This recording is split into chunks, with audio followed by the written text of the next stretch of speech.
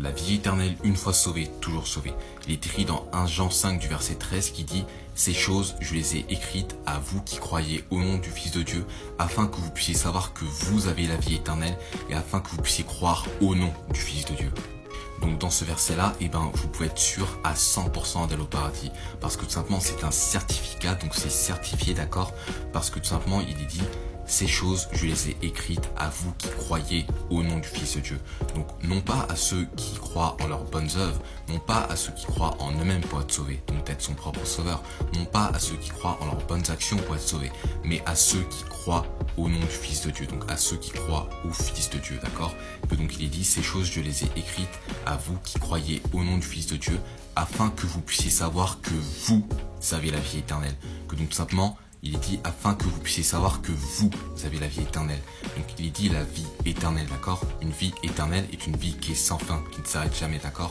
Une fois que vous êtes sauvé, donc une fois que vous mettez toute votre confiance en le Sauveur Jésus-Christ, donc en ce qu'il a fait à la croix pour nous sauver de l'enfer, du fait qu'il a été mort à la croix pour tous nos péchés, qu'il a été enseveli et ressuscité, et bien tout simplement vous êtes sauvé de l'enfer et que donc vous avez maintenant la vie éternelle. Et donc c'est une vie qui est sans fin, à jamais, pour l'éternité, d'accord?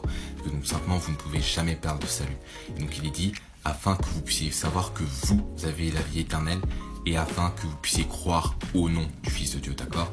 Donc il n'est pas dit d'être une bonne personne, donc de croire qu'on est une bonne personne, de croire que l'on peut faire de bonnes œuvres, de croire que l'on est un bon chrétien, d'accord? Non, cela n'est pas possible, d'accord? Parce que par nous-mêmes, nous ne le pouvons pas, d'accord? Mais c'est simplement par la foi seule, en Jésus-Christ seul. Donc que Jésus-Christ est sauveur et que nous ne pouvons pas nous sauver nous-mêmes. Parce que tout simplement, nous sommes pécheurs, d'accord? Que donc tout simplement, ce verset-là est c'est un certificat, pardon. Donc c'est un certificat, c'est une attestation. Donc vous pouvez montrer donc tout simplement à ceux qui ne croient pas en ces versets-là que donc ils peuvent être sûrs à 100% d'aller au paradis, que donc simplement c'est un certificat, d'accord? Si c'est écrit dans la Bible, cela veut dire que cela est vrai et que donc Dieu est fidèle et qu'il ne peut se renier lui-même, d'accord? Donc en résumé, c'est que 1 Jean 5 du verset 13, c'est un certificat, d'accord?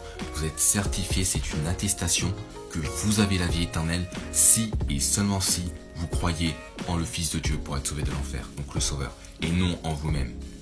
Si vous voulez savoir comment être sûr d'avoir la vie éternelle, tout simplement je vous invite à voir la vidéo en lien YouTube qui explique en description comment aller au paradis. Que Dieu vous bénisse, bonne journée. Amen.